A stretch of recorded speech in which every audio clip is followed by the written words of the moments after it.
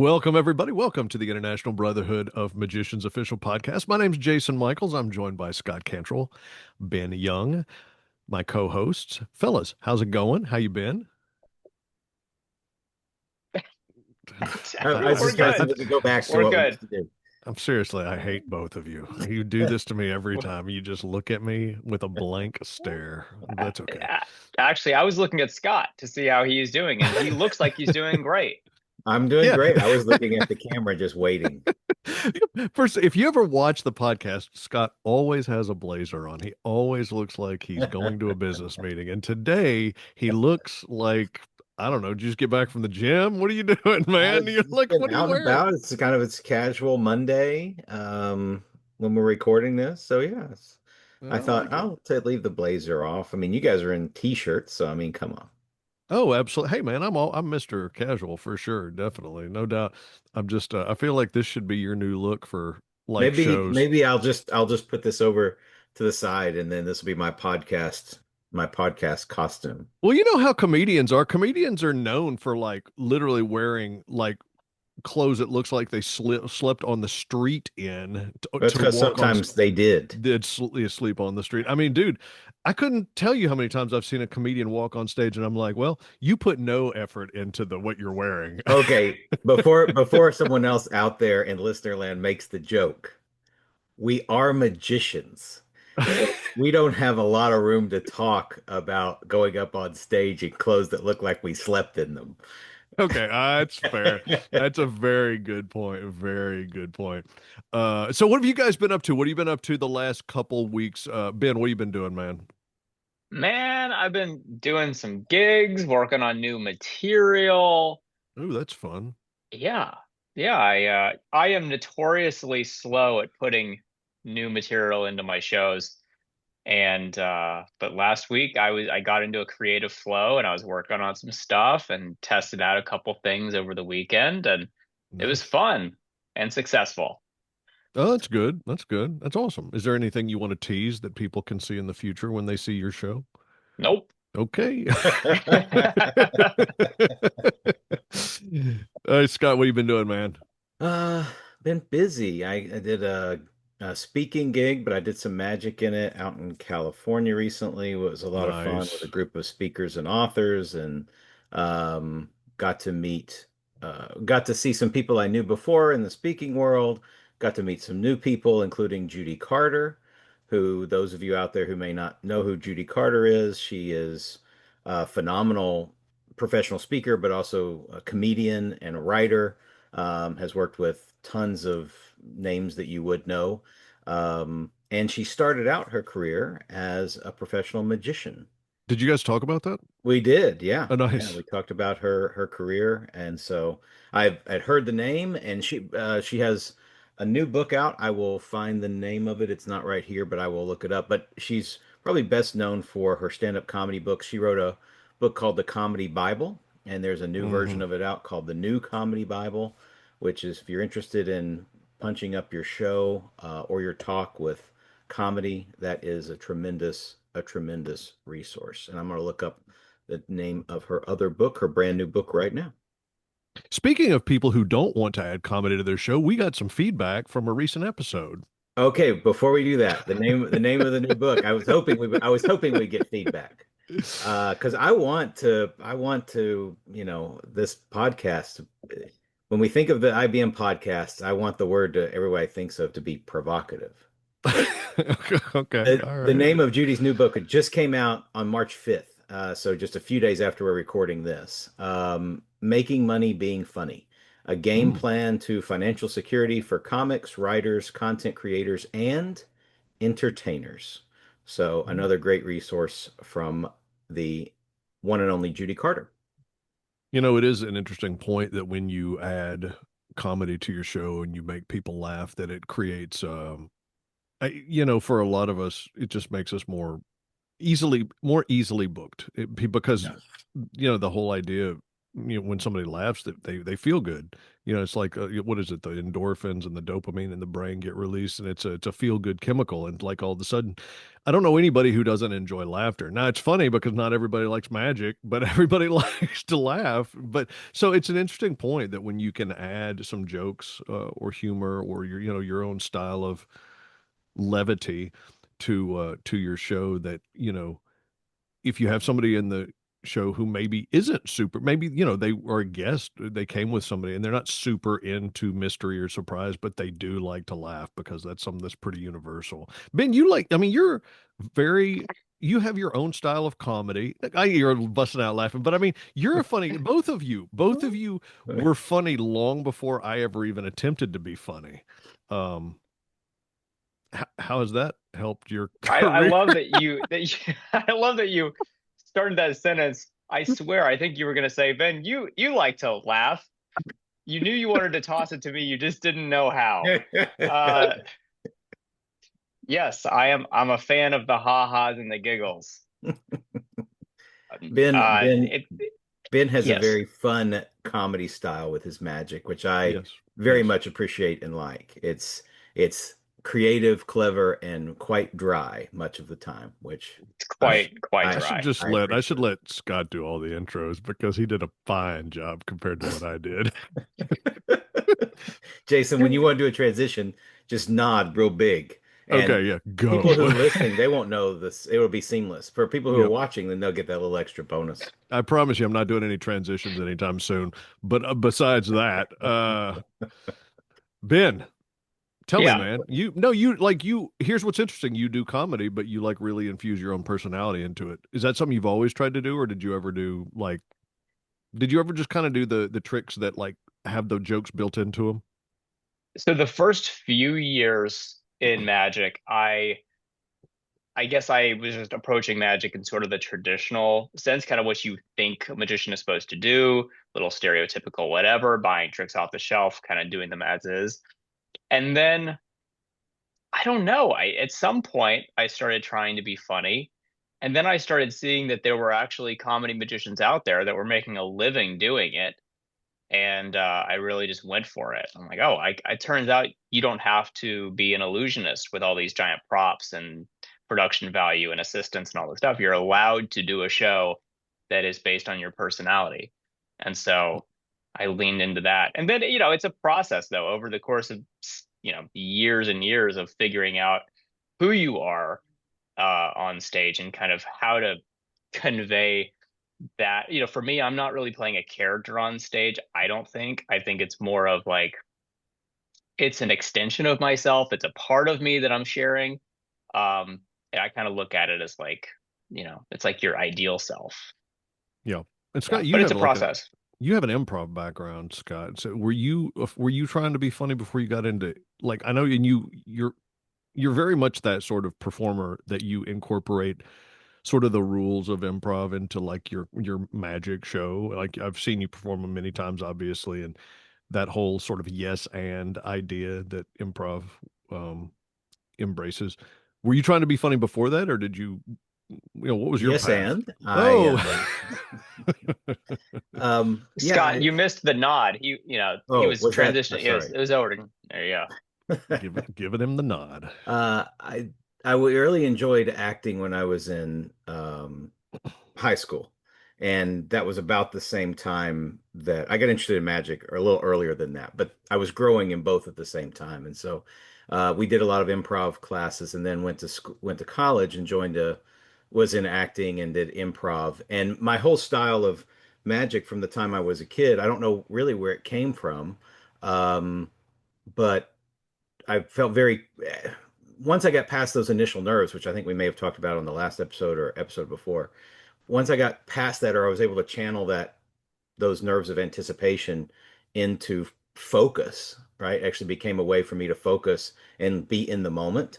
And probably it came from watching other performers do it.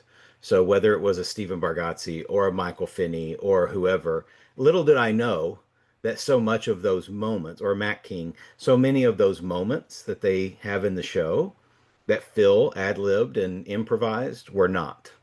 They were Hmm. carefully crafted. They may have been improvised once, And then from then on, they were carefully choreographed. I didn't understand that then, but I just kind of let myself play with the audience and ask questions, knowing that if it fails to be funny, that in and of itself is funny. Oh, that's good. If you commit, and as long as Mm, I think one of the things I was very privileged to understand early on, and this was credit to some of my early mentors, people like Tom Vorjahan, who we all know, but Ben, you grew up in '58 as well, Ring '58. Um, People like that, they were willing to take those risks and understand that the audience wants you to succeed, and the yeah. audience wants to be in on it in Hmm. terms of having a unique experience. And so I just embrace that as best I could. Um, and I always like to say, I'll say 100 things that I think are funny, and four of them will be home runs, but four out of 100 is enough. And people forget the other 96. So at any rate, I just to your point about improv, improv was a fantastic help in terms of riding the wave of the energy of the audience and what the audience gives you and what the volunteers give you. And then it was just a matter of being in the moment, being present, and being willing to commentate on what happens.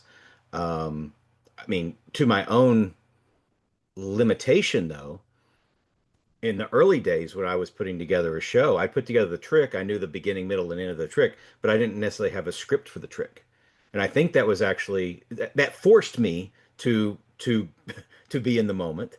But I Hmm. think if I'd had a script, my progress and ability to do even better would have been accelerated. So Hmm. maybe something we Yeah. can talk about here. But I worked without a script for a long time, and I was good enough at being in the moment and being present that the show was good.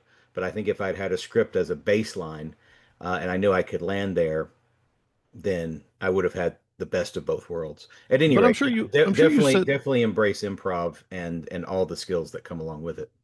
as you were doing your show though, you say you didn't have a script, but didn't you probably end up saying the same thing more or less Of most of the course, time? I Yeah. did have a script. It was just what I said over and over again. Yeah, and it was Yeah. the same thing over and over. So yes, in that sense, I had a script. I guess maybe the point was I didn't sit down Have and an think of. It was intentional not script. intentional. I did Hmm. Yeah. not sit down and think about it like I could have. I wasn't writing jokes for myself. A lot of them ended up coming from the audience, and a lot of my set now, a lot of the performance I do now is, they're audience lines that have Yeah. come from time. Well, I'll tell you why you don't want And to listen to me because I used to argue with Stephen Bargatze that everybody didn't have to be funny. I was like, look, not everybody has to be funny on stage. You can be poignant. You can tell a story. And of all the people I'm arguing with Steve Bargatze about this. Like, really? Nate Bargatze's dad? Old, I mean, he was Nate's dad back then, but Nate wasn't Nate back then. It's like, you know, that did not age well. That it so sounds to me, Jason, like you were just trying to defend yourself. I was, yeah, because I wasn't naturally a funny performer. I leaned into the dramatic and whatnot. So Yeah. I was just But I mean, I think there is, of course, there's truth to the fact that you don't a magic show or magic presentation, magic performance can be completely entertaining and enthralling without being funny. I yeah. mean, we've seen examples of that.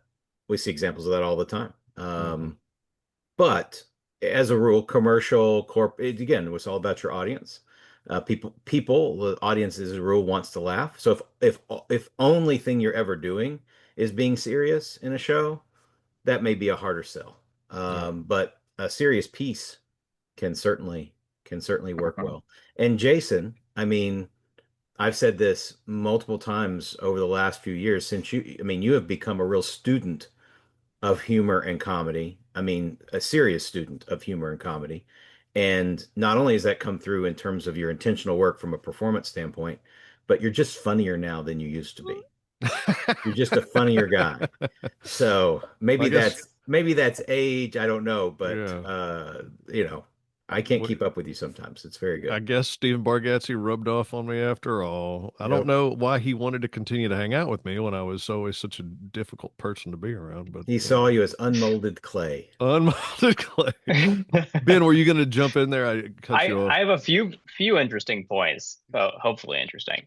One, I mean, it shows that even if humor doesn't come naturally to you, Jason, Mm, you are, and I know I like to tease you about it, but you are an example of even if it doesn't come naturally to you, you can still work on it and get there and put it in your show if it's something that you want to do. If you want to give Hmm. people more fun moments, even if it's just to break up, even if your show is mostly serious, a few well-timed, crafted jokes can go a long way just to break Yep. things up, right? And connect with people. So there's that. Also worth saying that when you're getting started in magic, it's hard to be funny because you're focused so much on just making Right. sure you don't screw the trick up. Yep. And I was thinking about that when Scott was talking. Like when you get started, like you're just gonna say the words that you need to say to get through the trick. But it's Hmm. as you become more comfortable with the material and performing in general, then you start thinking, okay, I know I'm gonna be okay. I'm here on the stage. This is my happy place. Everything's fine. And then you can start to play.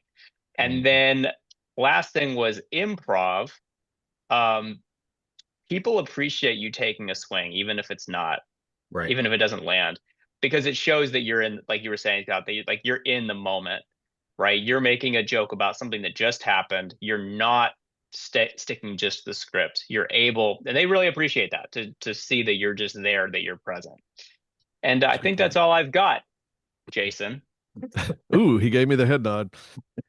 Okay, let's talk about people who aren't funny. Like I said All right, earlier, Jason. there's we get feedback. Oh, that's very funny. Sorry, cheap Yeah. shot. Always firing jokes. Sometimes they're funny, Well, Ben, and so it sometimes comes they're not. naturally to some of us, and It's true. It's true. No, I preface this. It's a joke. I'm still talking about a group of people who aren't funny. But a couple of episodes ago, couple episodes, last episode, we were talking about the bizarre magic community, and we had a nice long conversation about that. And we've received, we different, all of us, I think, have received at some point like little messages from people.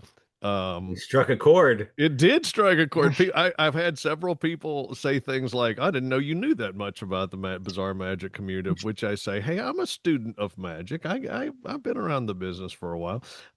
Certainly, I loved it when I first started doing magic. I just didn't pursue it professionally. And then our buddy, what did Rick?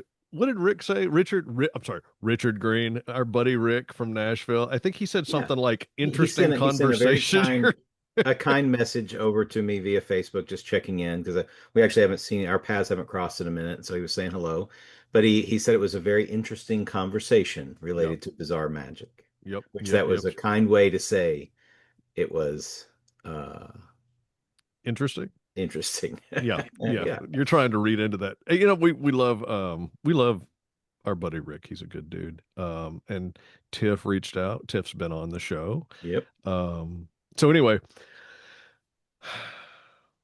as you know, maybe you don't know, but I chopped some of these episodes up and put them on the IBM Facebook and Instagram accounts. And so we occasionally get feedback there. So I don't know if these two comments that we got from one of our clips were people who actually listened to the show or if they just watched the clip. But anyway, Donald Dyke, Deich. I apologize, Donald. I'm saying your name incorrectly, I'm sure.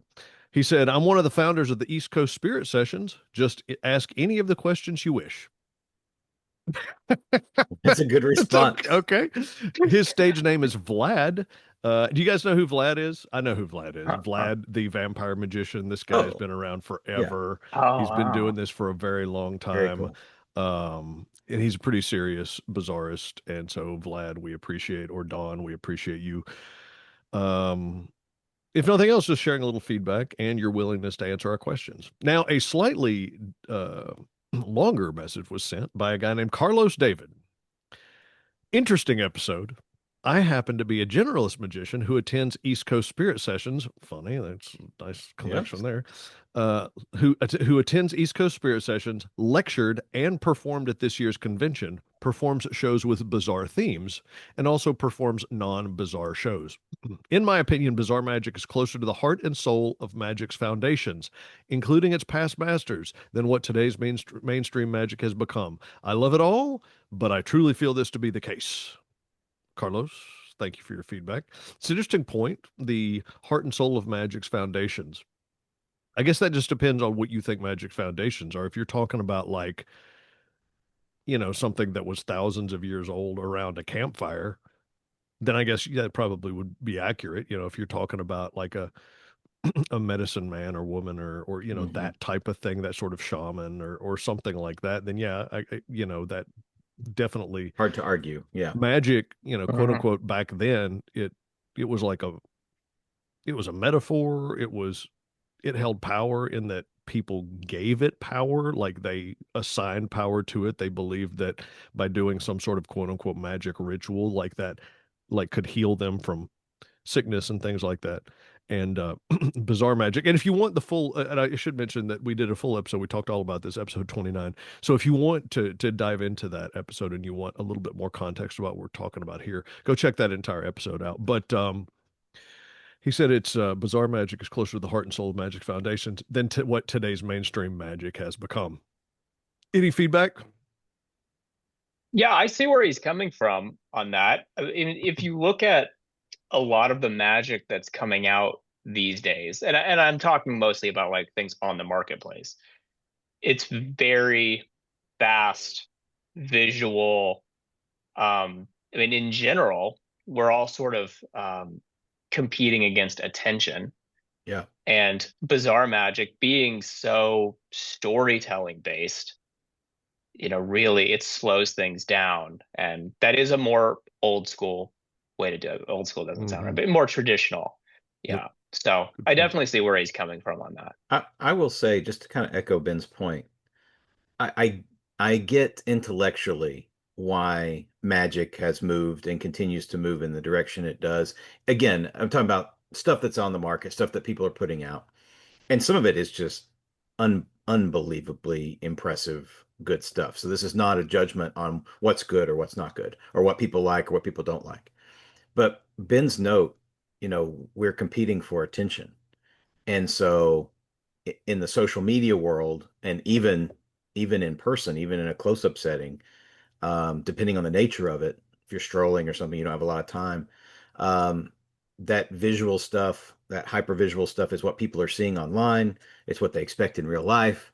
Um, and there's some amazing magic being done, but and it's hard, you can't argue the point about, attention is today's currency, period, right? Or whether you're talking about magic or anything else, especially in the performing arts world.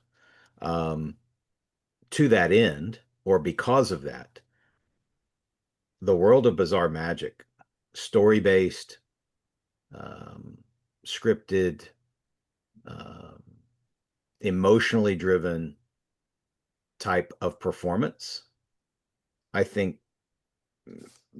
maybe us generalist magicians need to take a cue from that. I'm not saying we have to give up on getting attention, because that's part of the name of the game, especially if you want to be a professional and work consistently. And, the marketplace has certain demands, and you can either try to avoid those demands, and occasionally you'll be successful even still, but that number of people is few and far between. If you want to be in the mainstream, then you've got to meet commercial needs with where they are. But I wonder if during performances we couldn't learn more, or we couldn't adopt some of the more bizarre magic strategies and story-based magic. I wonder if the audience wouldn't find that refreshing, because we know their audience is also bombarded in the same way that we are, for this attention. And so just asking someone to, you know, um, put the pause on for a second and say, let's go down this rabbit hole together and let me tell you a story. I think a lot of people would find that refreshing. Obviously, it has to be done deftly, because it is easy, to go overboard with that and to bore an audience if you're not, skilled at it, whether it's a piece of mentalism, a piece of magic, or a piece of bizarre magic. It doesn't matter. So, at any rate, just some thoughts. I think there's some good important skill sets that we don't need to lose, that bizarre magic has been built on, that I think could Mhm. serve us all well.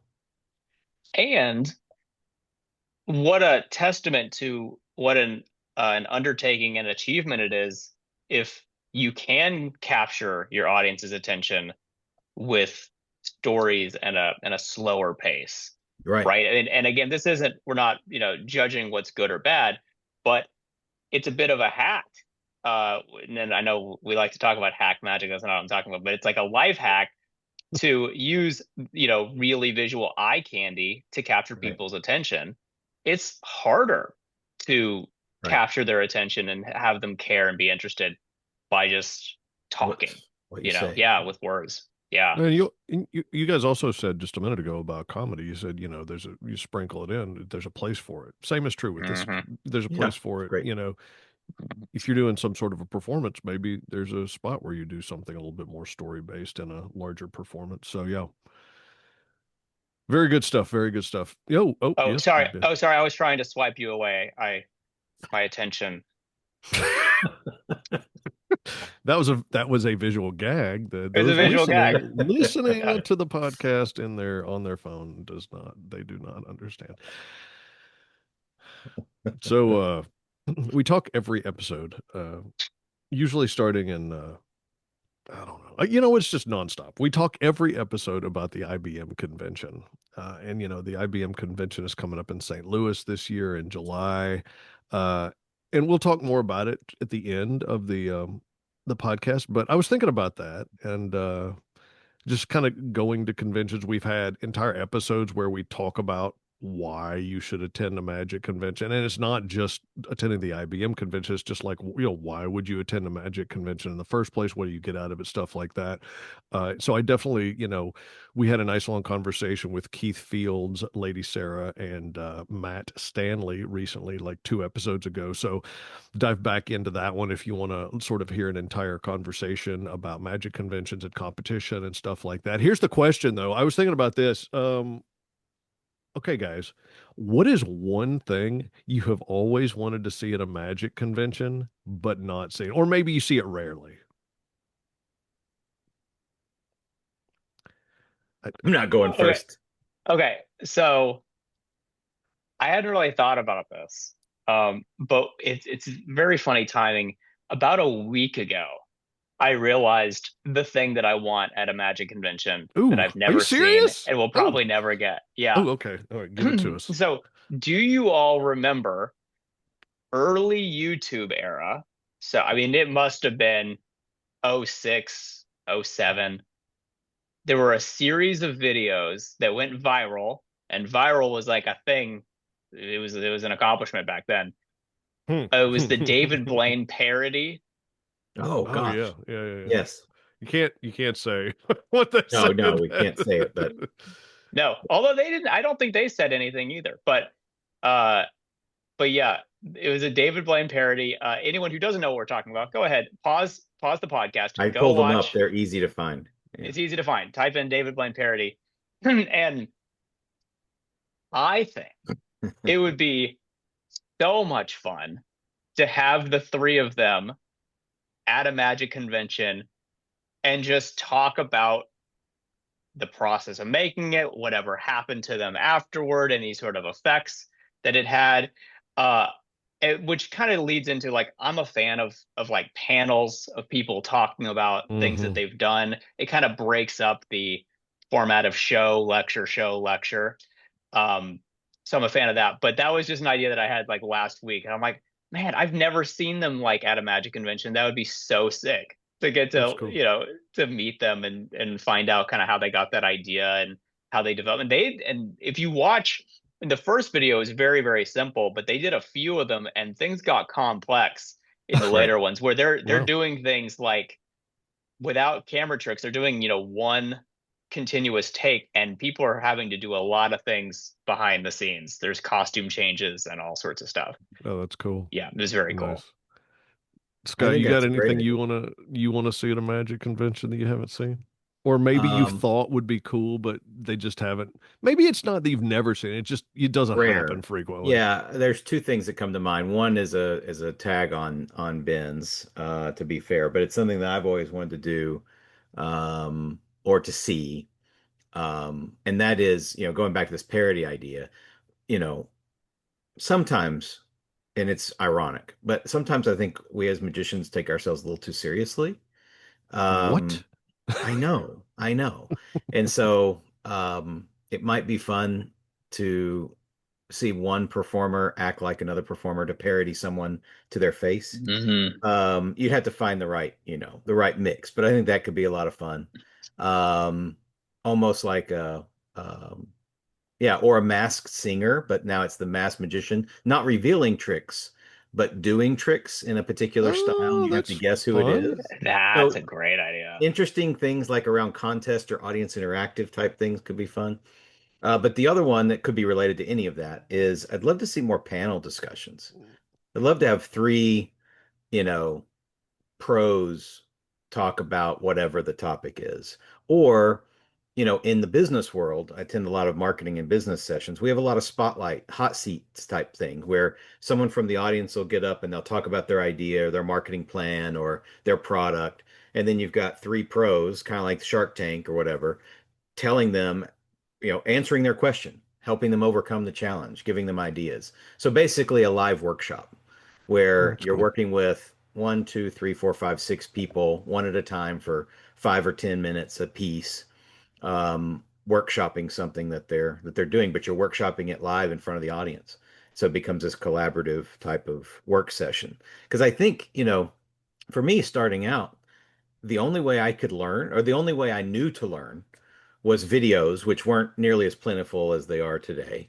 It was books for me. I'm a book guy, so I read the books, and you had to read them 4 times to understand where your index finger goes.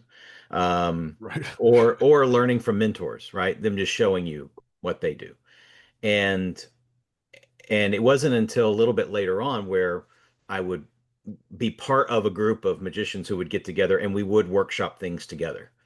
And that's where I think the biggest strides are taken the fastest in terms of quality performance is when you can have a tight knit group. And the rings serve that purpose to some extent, but the rings are oftentimes just get up and perform. And I know certain rings do workshops like this and so forth, but I think more of that in Magic could be beneficial. That collaborative workshopping effort to learn how to do that in a productive way is something that I think would be helpful to the art. Hmm. Mm-hmm. Mm-hmm. Yep. Ben, you looked like you were about to jump in there. Did you have something? Yeah, I want to revisit the panel discussions because I do find that I love listening to podcasts, like long form podcasts. I listen to Tim Ferriss podcast, the how I built this podcast. Like I love just hearing people talk about their thing for a long time. Yep. And that is the one downside with magic lectures is that it's like here's a trick, here's how to do it, here's a trick, here's how to do it, here's a trick, here's how to do it, and here's the bundle if you buy it all. And it is really refreshing to have somebody that can just kind of talk about their experiences and their thoughts on magic in general. They're not trying to sell anything, they're not trying to teach anything. And so having a panel discussion with a few people that all have something in common. I know that in the past I've seen a panel discussion that was like 3 or 4 people that had all been on like America's Got Talent, or they had all done like magic on TV or something like that. And they just kind of talked about that, and it's just interesting to sit back and like let people talk about their thing. So just So wanted to I find revisit okay, that. I find both of your answers very fascinating. And I find myself agreeing a lot with what you're saying. So here's the thing. I have had similar because I have a number of things and I'll run through them in a minute. I have a number of things that I think would be cool to see, hear, experience at a magic convention. And I've talked to people about this, and I've talked to people who have run conventions about this.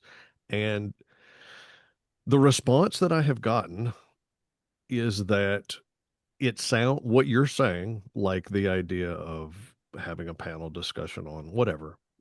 It sounds good. And in fact, to me, it sounds highly appealing. Like this is the type of thing that I get excited about. But the people I've talked to that have run conventions in the past and I believe have tried things like this, what they told me is that's just not what people want. At the end of the day, convention goers, they just want to sit in a lecture and learn new tricks. That is the whole reason that they're going to these conventions.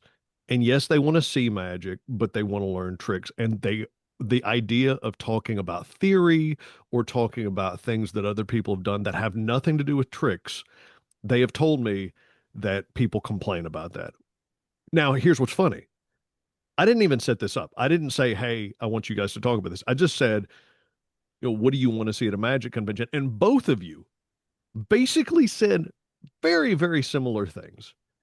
So here's what I'm wondering. The people who have told me in the past that doesn't work,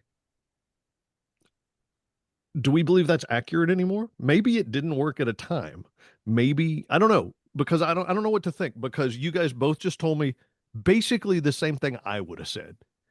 And yet people in quote unquote in the know have said that doesn't work. Well, let me just say that for the most part, Magic conventions attendance is declining. That's a very good point. So, and it's harder and harder to get people to turn out. So, what does that tell you about the current model and if it's working or not? Um, you know, there are exceptions to that rule. Sure. And, IBM is in the process of making major transitions and changes to more or less everything that we're doing. The website, being the beginning of that in terms of trying to give the audience that we have, our current members and our potential members in the larger IBM network, people who appreciate the art of magic. Um, and the convention is part of that too. So, no offense to anybody who's ever run a convention or is currently running a convention. But, I think if you're running a convention today, like you were 15, even 10, 15, or 20 years ago, then certain things need to stay the same. You can't overhaul everything. I still want to see tricks too. I love buying lecture notes that are filled with cool tricks, but I think you have to be rethinking all aspects of how we deliver. And I mean, you can get I tricks think the easier today. expectation of the audience has changed as a rule, right? The marketplace is shifting. So you can get a trick a lot easier today than you Hmm. could 10, 15, 20 years ago. They're just Correct. everywhere. So Yeah. maybe Magic conventions just full of tricks aren't as appealing because it's not hard to get tricks. Yeah. Really good Right. ones. In in the old days, I'm sounding like a millennial. The old In the days? old days, yeah, the And old Ben is days, 22 years old, yeah, so the old days when I was 12, uh, yeah, the ways to find more magic were the magic magazines, the various ones that were out there, going to a magic shop, brick and mortar, right. and going to a magic convention. I mean, part of the convention, part of walking around the dealer's room, and it's still like this today, is to see what's out there. Yep. But these days, with the what is it? The internet, Oh, that little with thing? the little thing.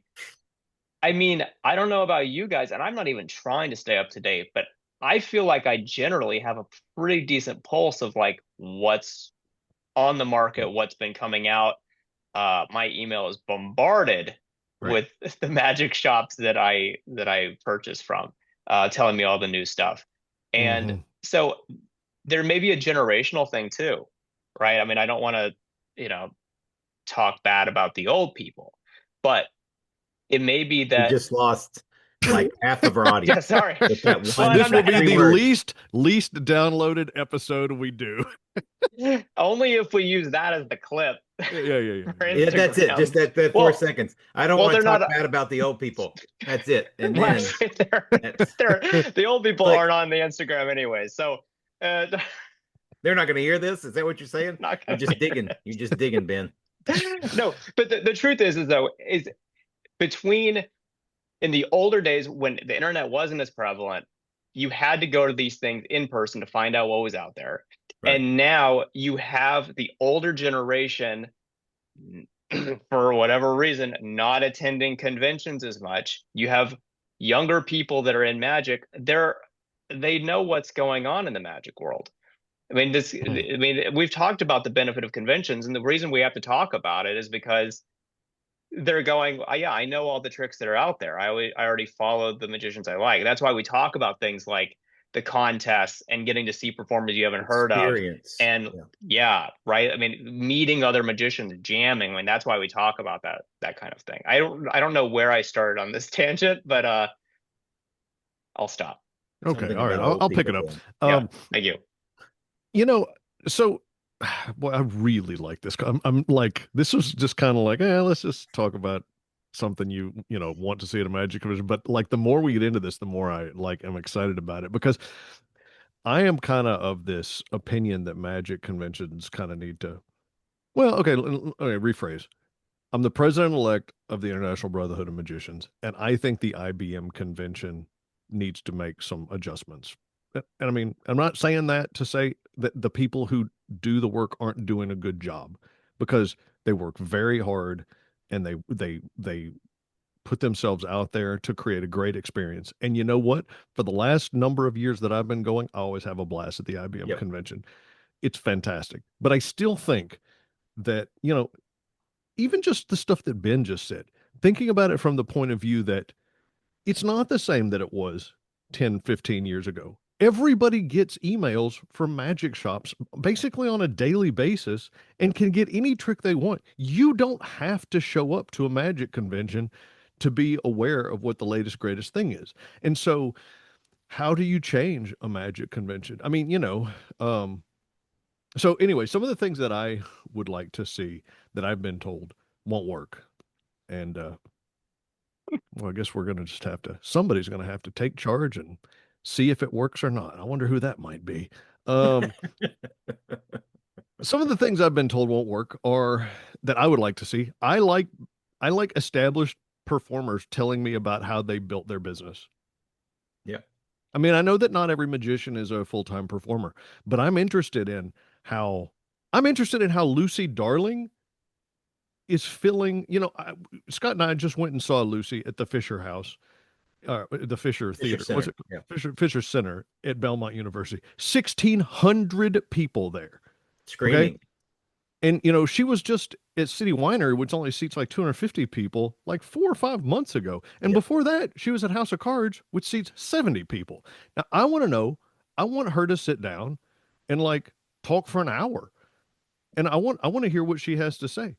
And I don't want her to do a damn trick. I don't want any tricks from Lucy. I just want Lucy to sit there and share with us, all the magicians in the world who have followed her and know her over the years. I want her to share with us how she's done that. I want social media magicians. I want people that I have never heard of but have a million followers to come in and tell me how they did it.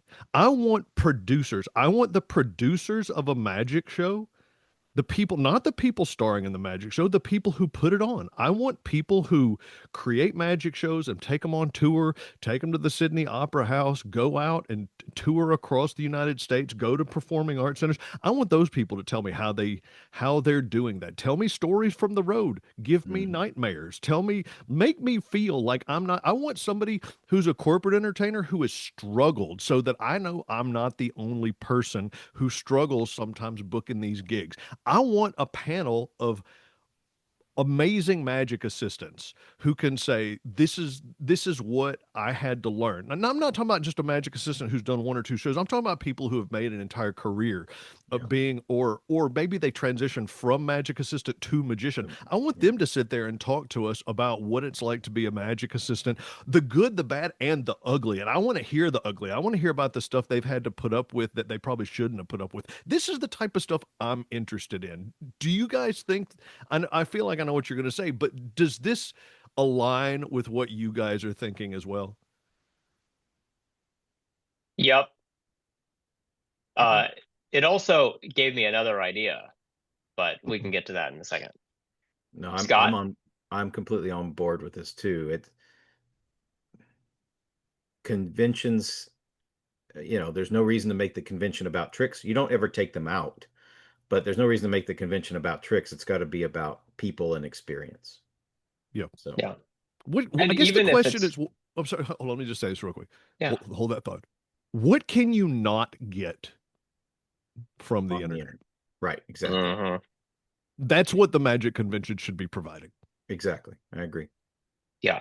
Well, and that's what the conventions or the moments at conventions that stand out to me are when you have someone who's like magic royalty that doesn't put a lot of material out for the public, but they're there talking about something, or there's a question and answer, or they're just walking around, they're just hanging out, or you get to see them do their act live and you've never seen them do that, right? Those are the things. But even if you 20%, is new, different Right. formats, that's enough to where you pepper in these fun new things that maybe are only intended by the three of us, and then but everything else is the same. It doesn't have to be a complete overhaul, at least not at first, but it adds variety. I mean, and if if a convention is like a celebration of magic, why wouldn't you want to go and just enjoy magic and everything it has to offer? The idea that I had that would be cool to see at a convention, I've seen something similar once, is if you had a performer walk you through their entire like iconic act.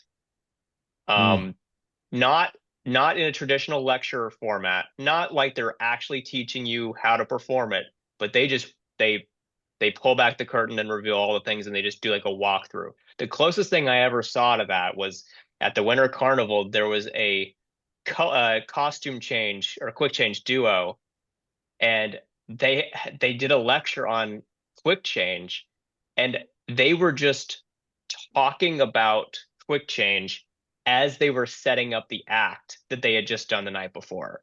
You see them set the whole thing up. It took the full hour for them to set up their 8 minute act, and then they just went through all the changes really quick at the end. That was like the Wow. closest thing. But I mean, what if you had Jeff McBride do his mask act and actually tell you everything he's doing, and when he's doing I won't reveal too much, but the different moves, he's saying what and when and kind of talking about the timing and stuff, right? You take these iconic 8 minute acts and You know what I then want? yeah, I want that you that, want but that. I want them to explain how it got there. I want them to talk about what it Mm-hmm. was. Show me what it Mm-hmm. was originally, and then tell me how it changed. Tell me why you changed it. Give me the backstory. Give me the why, because that's the one thing a lot of magicians don't talk about, especially magicians who Mm-hmm. have like these killer acts. Give me the person who wins the contest to sit down and say, okay, this is what it was when I originally came up with it. And then I did it in this setting and I learned these things. And that's why I made this change and this change and this change, because that's the type of stuff that I think magicians can learn a lot from. Mm-hmm.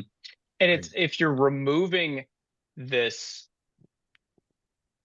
for this instruction, or I guess if you're removing it from I'm actually trying to teach you how to perform this act for yourself, which is kind of how the normal, like, here's a trick format is. If it's just showcasing it and talking about it, I mean, you're gonna get so much out of that.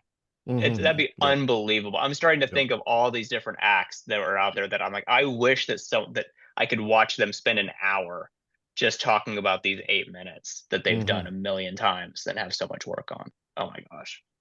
I have one other question, but Scott, did you want to jump in on that at all? Did you have anything that you wanted no, to add? I agree. I think it would be phenomenal to watch that. So let me ask this question. Do you think it's possible, or would it just anger everybody to have a magic convention that has multiple tracks? You Oh, see, I'm so glad you brought this up because before this last thing, I was thinking to myself, should a convention have multiple tracks? I mean, let's be fair. Thank you, Eugene Berger. Magic is an art form that has many rooms. yep. So if magic has many rooms as an art form, shouldn't the convention have many rooms? Yeah, right. Just a thought. So I don't, I think it's a very good question. I think it would be worthy of testing and exploring. Um, I'm always the guy, I want to go to everything. So if I have to choose between this or that, I want to go to both. It's going to be hard, but Hmm. maybe there are ways around that we could talk about. Um, I love the track. I think it's absolutely worth exploring the tracks because people have different interests. Yeah. We're talking about it, and for all the reasons, everything we've talked about, this leads us to a conclusion where maybe a convention should have multiple tracks. Hmm. And maybe it's like I was saying earlier, 20%. Maybe Yeah, there's just a few things, a couple of things where it's a choose your own adventure, but the majority of the programming is the same. yeah. The downside to that, I mean, I think we'd get some letters. Again, I get anxiety just thinking about having to pick.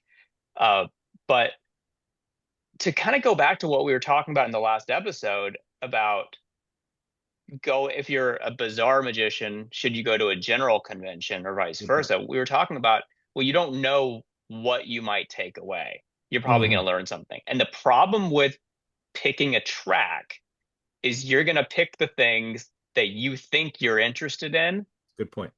but you don't know what you could have taken away by doing something a little bit out of your normal realm or out of your comfort zone. And Yep. so if there's only one track and if you're like Scott and I, and you're like, I just want to go to everything, you never know. You don't know what you're gonna find. And so if you choose your own adventure, there's gonna be kind of a bias, right, towards like what you choose. Yeah. You know what? It does strike me that's a good out. Like if somebody wants to complain, you just say, "Well, you picked your own adventure. You picked poorly."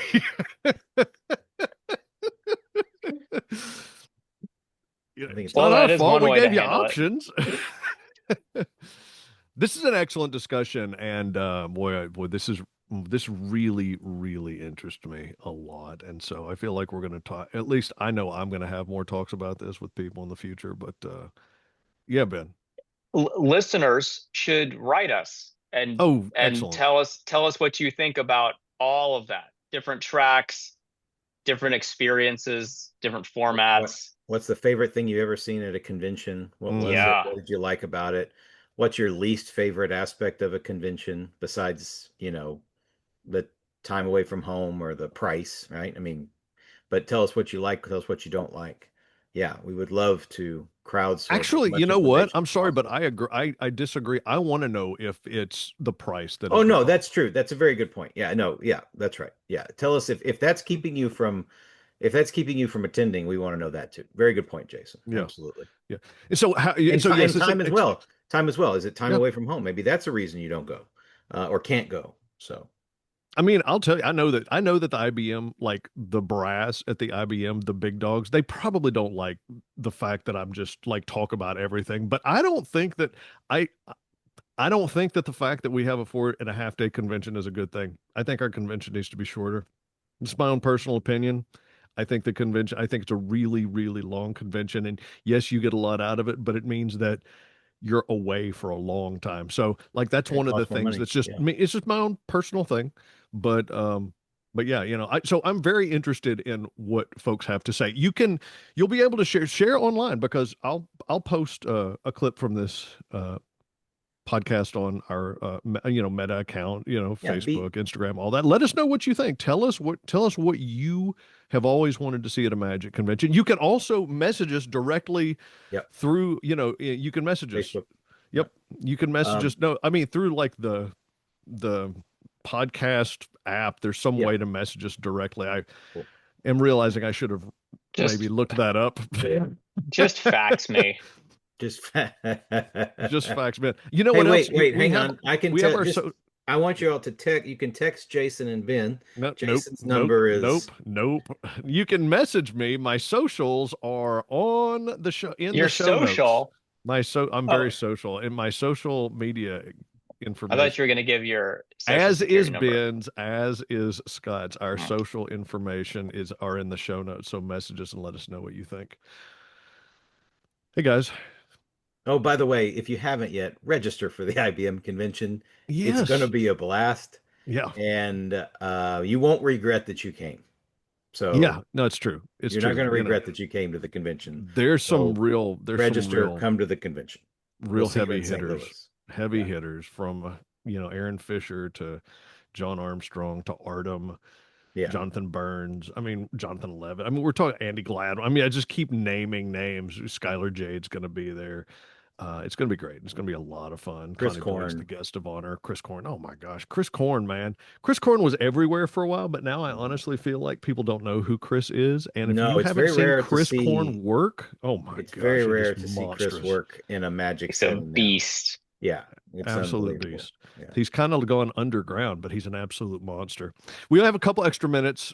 You guys know that Penn and Teller Foolis is accepting submissions again? So Yup. both of you have been on, Mm-hmm. and they're Hmm. accepting submissions again. Yep. So I feel compelled You to know what? submit something. I'm glad you said that. Have you So ever submitted, Scott? no, I've Anything? never submitted. So we Okay. could make this. We haven't talked about this. This sounds like it was pre-done. Like Jason said, wait to the last 5 minutes of the podcast and then we'll do this thing. I like tomorrow I'm going to wake up and remember that we recorded this and then call Jason and ask him to edit it out. But right now, what I'm saying is, why don't we make this a podcast thing? Hmm. And we'll make this. Well, you guys can submit to whoever wants to. It doesn't matter. But I'll submit. I'll go through the whole process. We'll kind of document it through the process. I'll tell you how badly I failed, what they didn't like about it. We'll kind of open up the kimono like we're talking about. We want to see at conventions. Are you guys on board with this? You guys can help me. You guys know how to succeed on Fool Us. So So, okay, hang on. Are you saying that you're gonna shoot a video to submit and we're gonna include the video like as part of the podcast so no, that no, the no. We'll viewers just. I'm can not gonna. watch? No, I won't talk. I won't tip the trick or show the video. But we'll talk about the process of going of building it and that kind of thing. Yeah. Yeah. Of building it, submitting, and all Okay. of that. We can do an entire Sure. actually, yeah, we can do an entire episode on that. That'd be fun. But you are gonna submit something? Well, now unless you edit this part out after I call you tomorrow morning, yeah, I have to. Well, So I don't edit anything out of I these know, things, I even know. when I I say will. that I should. My intention right now will be to submit something, but I have no idea what it's going to be. I like this. And I think that you should let's crowdsource it. Let's crowdsource a Penn and Teller Foolish magic trick. Perfect. What Yeah. So should if you have good Scott ideas, and they can't be, I mean, you can be creative because we like to laugh, but make it something. I'm not Jeff McBride.